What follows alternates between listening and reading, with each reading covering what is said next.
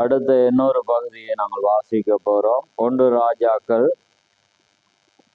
21வது அதிகாரம்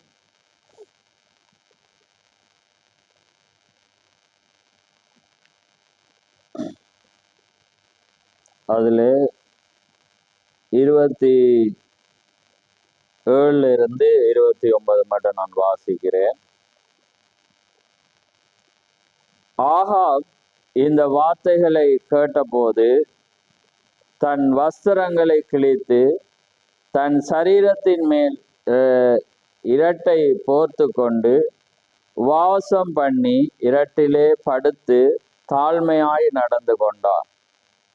அப்பொழுது கர்த்தருடைய வார்த்தை திஸ்பெனியாகிய எலியாவுக்கு உண்டாயிற்று. அவர், ஆகாப் எனக்கு முன்பாக தன்னை தாழ்த்தினதை கண்டாயா?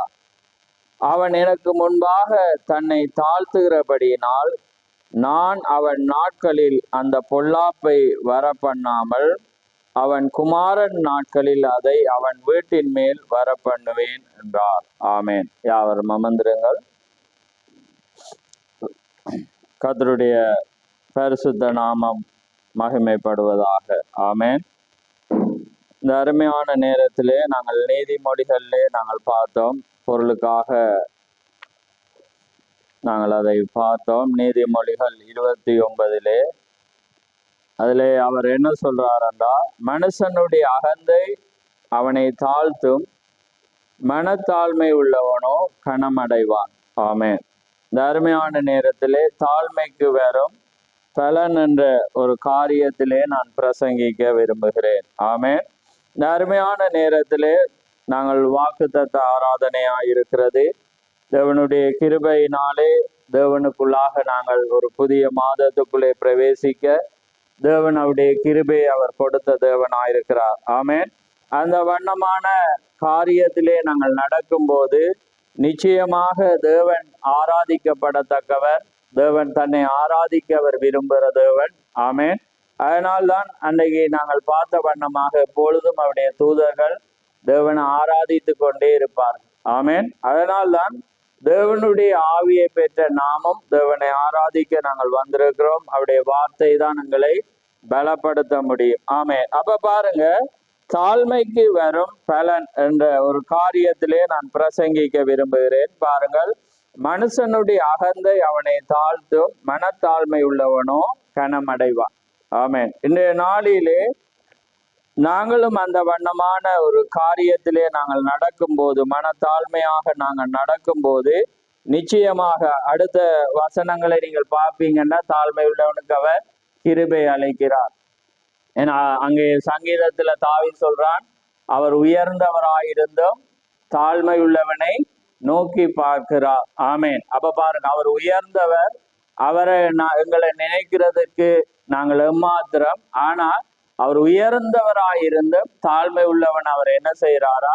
நோக்கி பார்க்கிறார். இப்ப நாங்க ஒரு பொருளுக்காக அங்கே ஆகாப்ப பார்க்கிற வேளையில, ஆகாப் வந்து பாருங்க எப்படிப்பட்ட ஒரு மனிதன். ஏன்னா அவன் பொல்லாத ஒரு மனிதன், அவன் கரடு முரடான மனிதன், ஒரு கொலைக்காக தன்னுடைய அங்கே வாஞ்சைக்காக எதையும் செய்ய துணிந்த ஒரு மனிதன். அதுக்கூடாக அங்கே அவன் ஒரு கொலை நாபோத்தை ஏற்படுத்தின ஒரு மனிதன். ஆனா பாருங்க, இங்கே நாங்க வாசித்த ஒரு காரியத்துல அந்த வார்த்தையை தேவன் எலியாவுக்கு கொடுத்து, எலியாவுக்கூடாக ஆகாப்புக்கு வர்ற வேளையில நாங்க இப்ப வாசிச்ச பாருங்க, ஆகாப் இந்த வார்த்தைகளை கேட்ட உடனே அவன் பாருங்க தன் வஸ்திரங்களை கிழித்து தன் சரீரத்தின் மேல் இரட்டை போர்த்தி கொண்டு உபவாசம் பண்ணி இரட்டிலே படுத்து தாழ்மையாய் நடந்து கொண்டான். அப்ப நாங்க இப்ப வாசிச்சோம் பாருங்க, அகந்தை உள்ளவருக்கு அவர் என்ன செய்யற? எதிர்த்து நிற்க. தாழ்மை உள்ளவனுக்கு அவர் பலனை அளிக்கிறார். அப்ப பாருங்க, திகர் சொல்றார், அவர் தேவனுடைய வார்த்தை வந்து மாறாதது. அது நீதிமானோ துன்மார்க்கனோ பொல்லாதவனோ யாரா இருந்தாலும் தேவனுடைய வார்த்தையின்படி நாங்க நடக்கும் போது அவர் கிருபை அளிக்கிற தேவன். அதுக்கும் ரட்சிப்புக்கும் சம்பந்தம் இல்லை. அப்ப பாருங்க, நாங்க இது ஒரு மாதம் எப்பயுமே கிறிஸ்தவர்கள் வந்து ஒரு மாதத்துல முதல் நாள்ல என்ன செய்வோம்? அவருடைய ஆசீர்வாதத்தை அல்லது பலனை அல்லது நாங்க என்ன செய்வோம்? இந்த புதிய மாதத்திலே எங்களுக்கு ஒரு தேவைகளுக்காக நாங்க வருவோம். அது இயல்பு. ஏனென்றா அவர் தகப்பனாயிருக்கிறார், நாங்க அவரிடத்துல பெற்றுக்கொள்ள வேண்டும் என்று அவர் விரும்புகிற தேவன். அப்ப பாருங்க, அப்ப அந்த வண்ணமா என்ன செய்யறான், இந்த தீக்கர்ச்சிக்குடாக வார்த்தை வர்ற வேளையில அதே மாதிரி நீங்களும் வந்திருப்பீங்க. அத வந்தவுடனே பாருங்க, அங்கே தேவன் என்ன செய்யறா, கர்த்தருடைய வார்த்தை இப்ப எலியாவுக்கு வருது. அப்ப அவர் என்ன சொல்றாருன்னா, ஆகாப் எனக்கு முன்பாக தன்னை தாழ்த்தினதை கண்டாயா.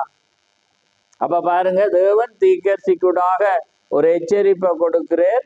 என்ன, அவனுக்கு வரப்போற தண்டனைய தேவன் கொடுக்கிறார். ஆனா இந்த வார்த்தை அங்க வந்த உடனே அப்ப அவன் என்ன செய்யறான்னா, உடனே சடுதியாகவே என்ன செய்யறான், தன்னை தாழ்த்துறத போல தேவன் பாருங்க இப்ப என்ன செய்யறா, அங்கே எலியாவை தேவன் பார்த்து சொல்றேன், அவனை ஆகாப்ப நீ பாத்தியா, அவன் மனத்தாழ்மையா என்ன செய்யறான், தன்னை தாழ்த்தினதை கண்டாயா. அவன் எனக்கு முன்பாக தன்னை தாழ்த்துகிறபடியினால் நான் அவன் நாட்களில் அந்த பொல்லாப்பை நான் என்ன செய்ய மாட்டேன், வர பண்ணாமல் அவன் குமாரன் நாட்களில் அவன் மேல் அவனுடைய வீட்டின் மேல் நான் என்ன செய்வேன், வர பண்ணுவேன். அப்ப பாருங்க, இப்ப நாங்க வாசிச்ச நீதிமொழிகள்ல பாக்குற வேளையில தேவன் எந்த வண்ணமாக பாருங்க அவர் என்ன சொல்றார், மனுஷனுடைய அகந்தை அவனை தாழ்த்து மனத்தாழ்மை உள்ளவனோ கனம் அடைவான். அப்ப அடுத்தது நீங்க பாத்தீங்கன்னா, இகழ்வோரை அவர் இகழ்கிறார், தாழ்மை உள்ளவனுக்கோ கிருபை அளிக்கிறார். பாருங்க, இகழ்வோரை இகழ்கிறார், தாழ்மை உள்ளவனுக்கு அவர் என்ன செய்யறாராம், கிருபை அளிக்கிறார். அப்ப அந்த வண்ணமான இந்த மாதத்துல நாங்க பார்க்கும்போது நாங்களும் அந்த வண்ணமான காரியம், அகந்த இல்லாத வண்ணம். இப்ப நாங்க என்ன செய்வோம்டா, இப்ப அகந்த எங்களுக்கு இல்லைன்றுவோம். ஆனா எங்கட நடக்கிற கிரியில் தேவன் என்ன செய்யற, காண்கிற தேவனாயிருக்கிறார். ஏன்னா நாங்க இல்லை என்றாலும் அதுக்கு நான் அடுத்த டிரான்ஸ்லேட்ல பாக்குற வேளையில அகந்தைக்கு பாத்தீங்கன்னா இருமாம். இப்ப நாங்க சொல்றோம், நடக்கிறப்பாரு எப்படி நடக்கிறது, இருமாப்பா நடக்கிறான். ஆனா அவங்க யாருக்கு ஏச மாட்டாங்க, காரியம் நடக்க மௌனமா இருப்பாங்க. ஆனா அவங்களோட அவங்களோட செயல்முறை எல்லாமே எப்படி இருக்கும், இருமாப்பா இருக்கு. ஏன்னா அதான் அகந்த என்று. இப்ப இன்னொருவனுக்கு இப்ப சொல்லக்குள்ள மாறி சொன்னா, ஒரு காரியத்துல சொன்னாதான் அவன் அகந்த உள்ளவன் என்ற அர்த்தம் இல்லை. ஏன்னா எங்கட கிரியையில் மற்றவர்களை கண்டு காணாம மதிக்காம நாங்க நடக்கும் போது அது என்ன, ஒரு அகந்த. அதே போல ஆனா இவன் கிரியை பாருங்க, இவன் செய்த பொல்லாப்பான கிரியைகள், ஆனா வார்த்தை வரக்குள்ள தேவ பயம் வருது அவங்களுக்கு. விளங்குது அவங்களுக்கு. அப்ப தேவனுடைய பயம் வருது. தேவன் என்ன, தண்டிப்பேர் அழிப்பேர். ஏன்னா ஒரு வார்த்தையில தேவன் நீதி உள்ள தேவன். அப்ப அந்த வந்த உடனே பாருங்க, அழிக்க வந்த தேவன், சாபத்தை கொண்டு வந்த தேவன் தீர்க்கதரிசிட்ட சொல்றேன், ஆகாப்ப கண்டியா, அவன் தன்னை தாழ்த்தினான்.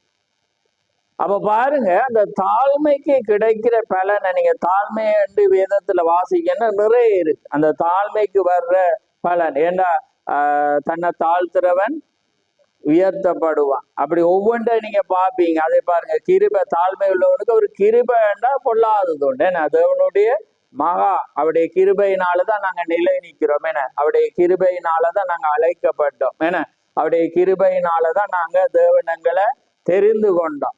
அப்ப அப்படி இருக்கக்குள்ள பாருங்க, எப்படிப்பட்ட ஒரு பொல்லாத, ஏன்னாண்ட இந்த வசனத்தினுடைய காரியத்தின் ஆழத்தை உங்களுக்கு புரிய வைக்க நான் உங்களுக்கு சொல்லி கொண்டிருக்கிறேன். இப்படிப்பட்ட ஒரு மனிதன், ஆனா தன்னை தாழ்த்துற வேளையில தேவன் என்ன செய்யறேன், அதே மாத்து.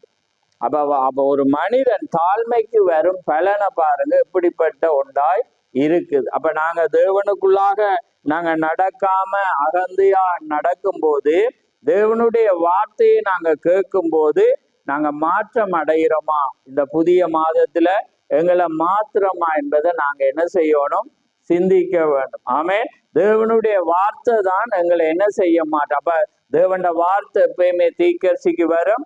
அந்த வார்த்தை என்ன செய்யறது, இந்த மனிதனுக்கு வர்ற வேளையில அவன் என்ன செய்யறான்டா, தன்னை மாத்துறான். அப்ப அதே போல பாருங்க, அதான் சங்கீதக்காரன், அதை எடுங்க, சங்கீதத்துல 138 எடுங்க பாருங்க.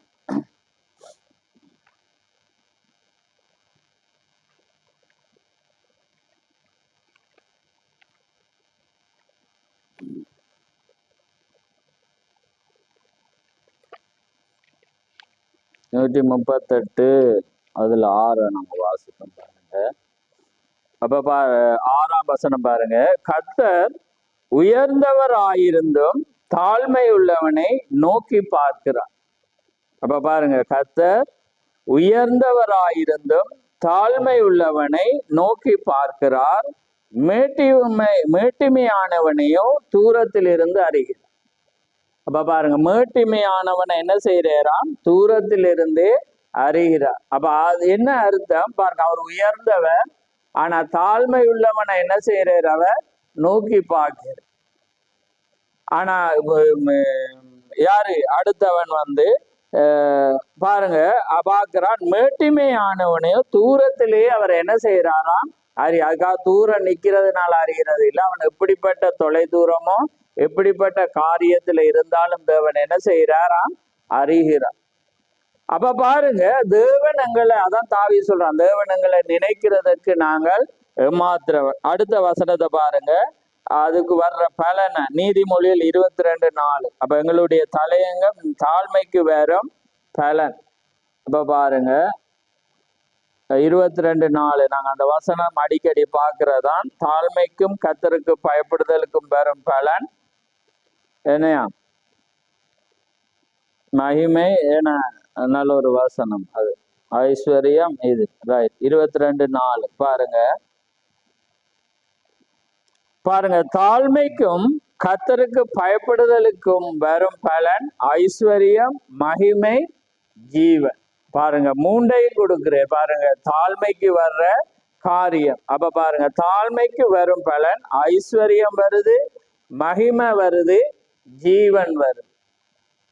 அப்ப பாருங்க, ஒரு தாழ்மை. ஏன்னா அந்த தாழ்மை என்ற காரியம் வந்து இன்றைக்கு அநேக மனிதருக்கு, இன்றைக்கு காலத்தின் போக்கு வந்து மனிதர்களுக்கு வந்து தாழ்மை என்றாலே என்னன்னு தெரியாது. ஏண்டா அந்த தாழ்மை என்ற காரியத்துக்கு இன்றைக்கு உலகம் ஸ்பீடா நடக்குது. அதான் சொல்ல, இன்றைக்கு விஞ்ஞான வளர்ச்சியானது மனிதர்கள் மற்றவர்களை மதிக்க முடியாதபடி அது காலம்.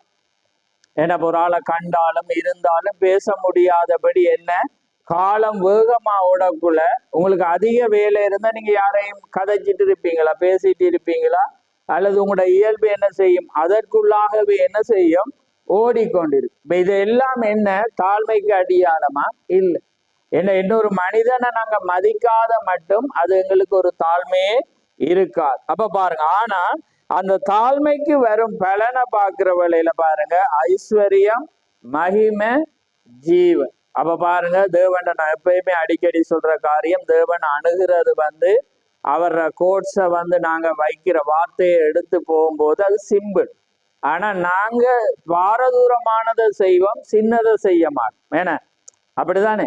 உதாரணத்துக்கு நாகமான எடுத்துக்கொண்டா, நாகமான அங்க யார் எலிசாட்ட போனக்குள்ள நாகமா அவன் ஒரு சிம்பிளா வீட்டுக்குள்ள இருந்து என்ன சொல்றான்? தீக்கர்சி, நீ போய் அந்த யோர்தான் நதியில 7 தரம் வந்து நீ என்ன செய், மூழ்கி எழும்புக்குள்ள இவன் என்ன சொல்றான்? இவனுக்கு நான் என்னோலாம் நினைச்சிட்டு வந்து இவன், அப்ப அவனுடைய வேலைக்காரன் என்ன சொன்னா, நீர் பெரிய பெரிய காரியங்களை செஞ்சா நீ என்ன செய்வீர்? செய்வீர். ஏன்னா இது ஒரு சிறிய காரியம், செய்து பாருமே என்று சொல்லக்குள்ள செய்யற வேலையில அவன் என்ன செய்யறான்? அந்த மகிமை தன்னை தாழ்த்துற வேலையில என்னத்தை கண்டான்? அவனோட சரீரமே என்ன செய்தது? முழு மாற்றம் அடைஞ்சதை நாங்க விளங்குது உங்களுக்கு. அதாவது தாழ்மை என்ற காரியத்துக்கு வர்ற வேத பொக்கிஷம். ஆனா இன்னைக்கு மனிதர்கள் பெரிய பெரிய காரியத்துல, பெரிய பெரிய முயற்சியில, பெரிய பெரிய எண்ணத்துல வந்து, பெரிய காரியத்துல வந்து நாங்க ஒன்று அடைய ஓடிக்கொண்டிருக்கிறோம். ஆனா சிம்பிளா எங்களை உடைச்சி தேவனுக்கு முன்னால நாங்க தாழ்த்துவோம்டா எல்லாமே மாறும்.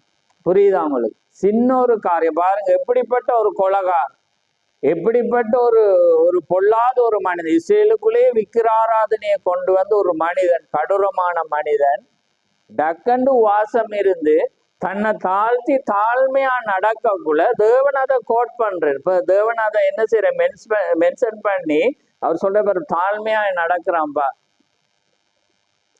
பாருங்க, மற்றபடி நடந்தா என்னாவது நடக்கட்டும் அப்படி என்ற மாதிரி நடக்காம இவன் என்ன செய்றோம்? ஒடுக்கி தன்னை ரெட்டு உடுத்தி வஸ்திரத்தை கிழிச்சு ஒரு இடத்துல அமைதியா நடக்கக்குள்ள தேவன் பாருங்க அவனோட காலத்துல அதை செய்யாம அதை என்ன செய்கிறேன், அவன் தூக்கப்படக்கூடாது அவனுடைய குமாரன் நாட்கள்ல தேவன் என்ன செய்யற அந்த தண்டனைய கொண்டுவார். அப்ப பாருங்க, அப்படிப்பட்ட ஒரு பொல்லாதவனுக்கு தேவன் அந்த காரியத்தை செய்வாரானால், நாங்க ஒரு சாதாரண ஒரு காரியத்துல தவறு விட்டாலோ அல்லது நாங்க தேவனுக்குள்ளாக நடந்து வாஞ்சித்தாலோ எங்களுக்கு செய்யறது தேவன் எவ்வளவு நிச்சயம். அப்ப பாருங்க, ரைட், அடுத்த தாழ்மைக்கு பாருங்க, ஐஸ்வர்யம், மகிமை, ஜீவன். அப்ப பாருங்க அடுத்தது பாருங்க, அதை நாங்க பார்த்தோம். இயல்வோரை அவர் இயல்கிறார், தாழ்மை உள்ளவனுக்கோ கிருபை அளிக்கிறார். நீதிமொழிகள் 3:34. இன்னொரு காரியத்தை பார்ப்பேன். ஏன்னா இது வாக்குத்தத்த ஆராதனைன்றபடினால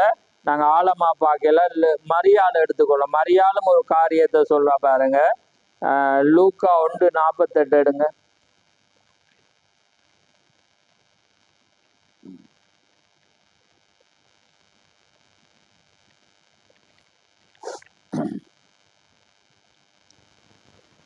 பாருங்க 1:48 நான் வாசிக்கிறேன் பாருங்க. அவர் தம்முடைய அடிமையின் தாழ்மையை நோக்கி பார்த்தார். பாருங்க, அடிமையின் தாழ்மையை என்ன செய்தாலாம் நோக்கி, இதோ இது முதல் என்ன எல்லா சந்ததிகளும் என்னை பாக்கியவதி என்பார்கள். அப்ப பாருங்க, ஏதாவது என்ன சொல்றா, இதோ நான் அடிமை, என்ன இதோ உம்முடைய வார்த்தைக்கு நான் அடிமை என்று சொல்லி தன்னை தாழ்த்தினபடினால அவள் பாருங்க, உலகமே இன்றைக்கு பேசத்தக்கதாக தேவன் என்ன செய்யறாருண்டா, அவளுடைய பேரை மரியாள் என இயேசுடைய தாய் என்ற ஸ்தானத்தை தேவன் என்ன செய்து உலகத்துக்கு தேவன் என்ன செய்தே கொடுத்த. ஏன் அந்த தாழ்மை, அந்த அடிமை நான் ஒன்றுமே இல்லை, உமக்கு நான் அடிமை, நம்முடைய வார்த்தையின்படி ஆக கடவது என என்று தன்னை தாழ்த்தினபடினால இன்றைக்கு உலகமே பேசத்தக்கதாக தேவன் என்ன செய்து அந்த தாழ்மைக்கு தேவன் ஒரு பலனை தேவன் கொடுத்த. அப்ப இன்றைக்கு எங்களுடைய தலையங்கம் தாழ்மைக்கு வரும் பலன். ஆனா நாங்க என்ன செய்யறோம்னா பல திட்டங்களை நினைக்கிறோம், பல இருமாப்பா நாங்க என்ன செய்யறோம் நடக்கிறோம். எங்களுக்குள்ளாக என்ன ஒரு ஒரு காரியம் தாழ்மைன்றதுக்கு காரியமே இல்லை. நீங்க நினைக்கிறீங்க மௌனமா இருந்தா தாழ்மை, அதுக்கும் மௌனத்துக்கும் சம்பந்தமே இல்லை. ஒவ்வொரு காரியங்களை நாங்க என்ன செய்யக்குள்ள நாங்க செய்து நாங்க தேவனுக்குள்ளாக நாங்க என்ன செய்யறோம் எங்களை ஊற்றி நடக்கும் போது, இப்ப உதாரணத்துக்கு பாருங்க, சில பேர் இப்ப மனிதனுடைய இயல்புகளை பார்க்கக்குள்ள இப்ப இதைதான் தேவனுக்கு அவங்க சொல்லுவாங்க. இப்ப உதாரணத்துக்கு பாத்தீங்கன்னா, இப்ப உலக மனுஷன்ட்ட நம்ம கதைக்குள்ள அவன் என்ன சொல்றான், அட இவ்வளவு நடக்குது எல்லாம் அறிஞ்சவர்ன்றார். நான் அழுகிறேன், நான் நடக்கிறேன், நான் போறேன், அவருக்கு தெரியாதான்னு சொல்லுவாங்க, நீங்க கேட்டிருப்பீங்க. ஆனா தேவன் என்ன சொல்றாருன்னு சொல்லுங்க, அவர் எல்லாம் அறிஞ்சவர். ஆனா வேதம் என்ன சொல்லுங்க, கேளுங்கள் கொடுக்கப்படும். ஏன்னா அவர் தண்ட நபர் தண்ட பிள்ளை தேவன், அவர் எல்லாம் அறிஞ்சவர். ஆனா எங்களை தாழ்த்தி இன்னொருவர்கிட்ட, இப்ப நாங்க இன்னொருவர்கிட்ட இப்ப கேட்கும் போது என்ன எல்லாம் தெரிஞ்சுட்டு இருக்கிறாங்க, தரலாம் தானே என்று நம்ம சொல்லுவோம். ஆனா தேவன் என்ன செய்யறாருன்னா, அவர் கேட்டு அதை பெற்றுக்கொள்ளணும்ன்றது அவருடைய இயல்பு. ஏன்னா அவருக்கு தாழ்மை வேணும். இப்ப நம்ம கேட்கும் போது தாழ்மைக்கு அடையாளம் தான் விளங்குதா அவங்களுக்கு. அப்ப எங்களை ஊற்றி நம்ம கேட்கும் போது நாங்க விசுவாசம் வருது. ஏன்னா நாங்க தேவனை நம்புறோம். ஏன்னா இப்ப நாங்க ஒரு ஆட்ட போய் கேட்போம்னா இருந்தா தானே கேட்போம், ஏன்னா அல்லது நாங்க கிடைக்குமென்றாதான் நாங்க கேட்போம். அவர் தருவேர், அவர் இரக்கத்தில் ஐஸ்வர்யம் உள்ளவன்றாதான் நம்ம கேட்போம்.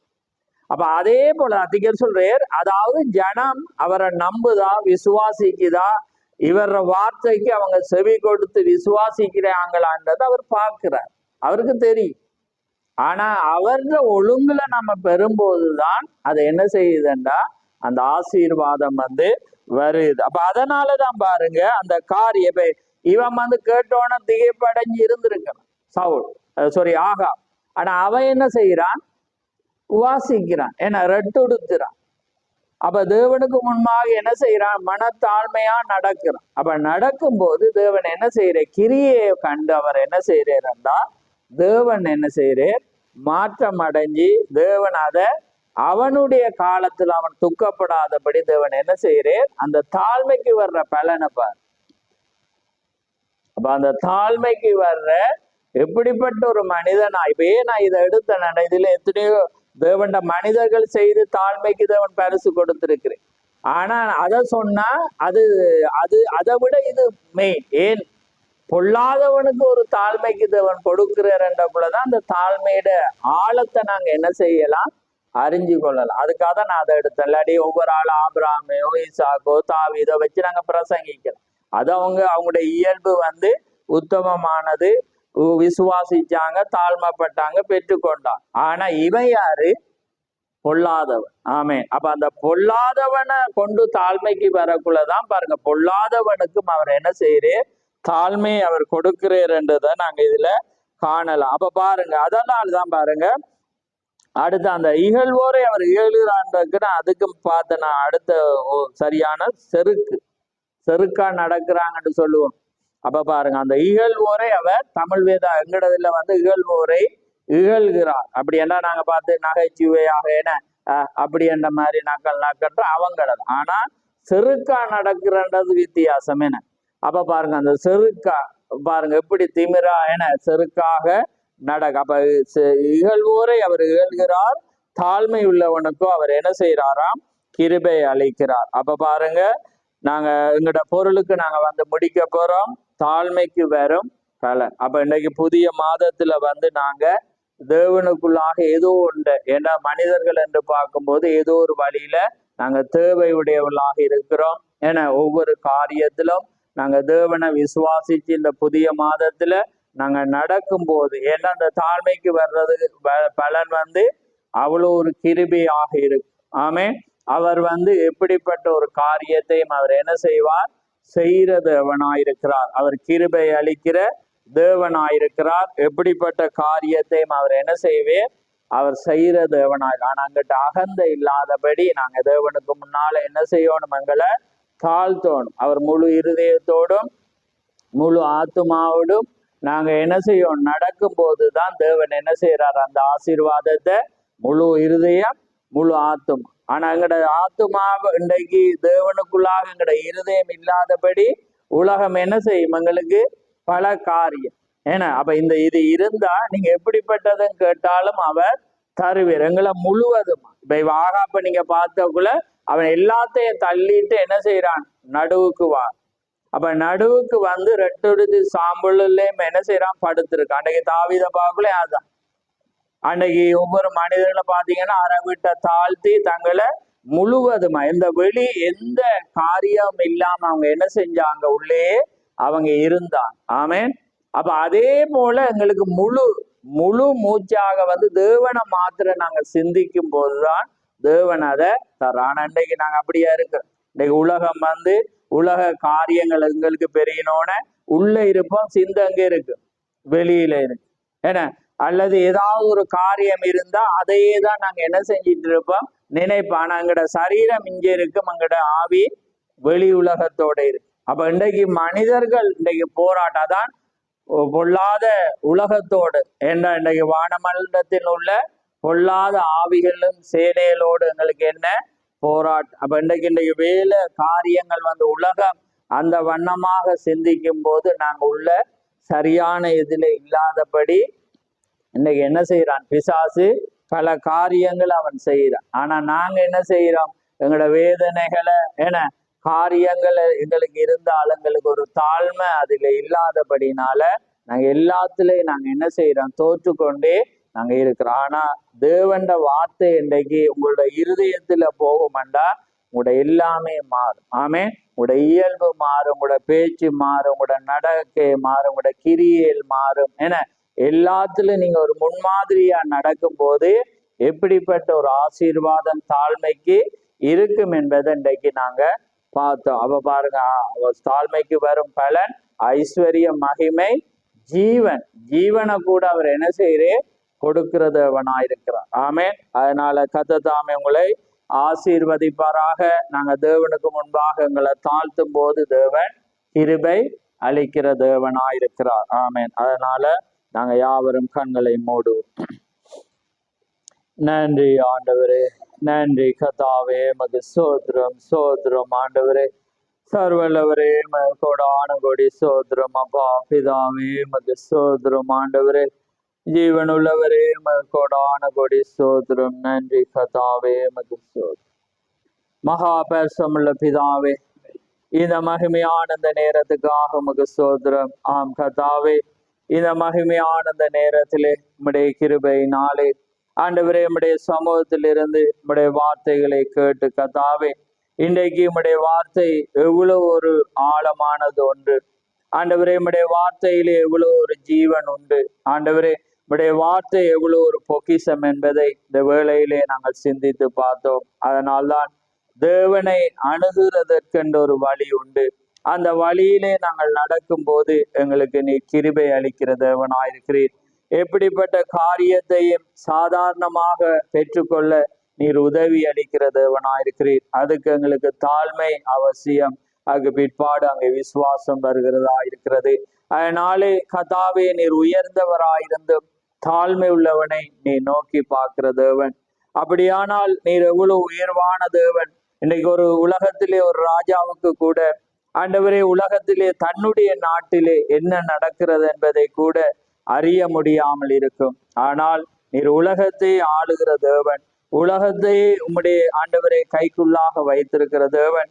சாதாரணமாக ஒரு பூச்சியான சிறு புழுவாகி ஒரு மனிதனை கூட நீ நினைக்கிறீர் என்றால், அவன் அங்கே தாழ்மைப்படுகிற வேளையிலே நீர் அவனை நினைக்கிறீர் என்று உடைய வார்த்தை சொல்லுகிறதை நாங்கள் பார்க்கிறோம். அதனாலே கதாவே, இந்த அருமையான நேரத்திலே கேட்ட செவிகளை ஆசீர்வதியும். அந்த வண்ணமாக உம்முடைய ஒவ்வொரு பிள்ளைகளும் கதாவே தாழ்மைப்பட, தாழ்மையாக நடக்க, ஆண்டவரே உமக்குள்ளாக ஆண்டவரே நடக்கும் போது நீர் அதை ஆசீர்வதிக்கிற தேவன். அதனாலே இந்த வேளை ஆசீர்வதியும். வந்த ஒவ்வொரு பிள்ளைகளை ஆசீர்வதியும்.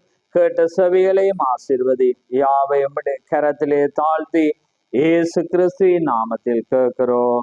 ஆமென், ஆமென். என் ஆத்துமாவே கர்த்தரை சோத்ரி, என் முழு உள்ளமே அவருடைய பரிசுநாமத்தை சோத்ரி. என் ஆத்துமாவே கர்த்தரை சோத்ரி, அவர் செய்த சகல உபகாரங்களையும் மறவாதே. ஆமென், ஆமென். கர்த்தர் தாமே உங்கள் ஒவ்வொருவரையும் ஆசீர்வதிப்பார்.